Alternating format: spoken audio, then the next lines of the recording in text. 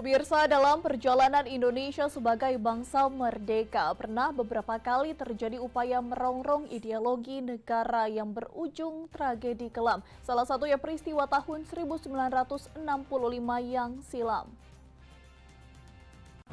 Setiap tanggal 1 Oktober, bangsa Indonesia memperingati Hari Kesaktian Pancasila. Generasi muda saat ini memandang peringatan kesaktian Pancasila bukan sekedar seremonial belaka, tetapi mengingatkan kita akan peristiwa kelam dalam perjalanan bangsa Indonesia yang terjadi pada tahun 1965 yang silam.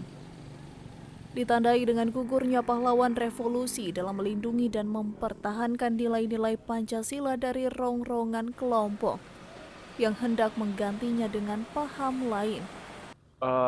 Menurut saya itu sebagai mawas diri untuk tidak hanya sebagai seremoni, tapi sebagai mawas diri tadi untuk mencegah terjadinya peristiwa kelam tahun 65 itu terulang kembali di masa yang sekarang. Supaya kita bisa mengenang kembali masa-masa kelam itu dan menjadi pelajaran bagi kita untuk masa-masa kelam itu tidak terjadi lagi.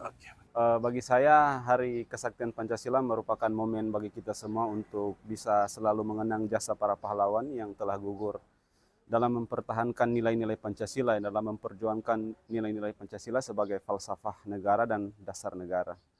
Diharapkan dari peringatan Hari Kesaktian Pancasila ini dapat menumbuhkan rasa patriotisme dalam mempertahankan Pancasila sebagai satu-satunya ideologi dan dasar negara Indonesia. Dari Kota Mobagu, Tim Liputan Kawanua TV melaporkan.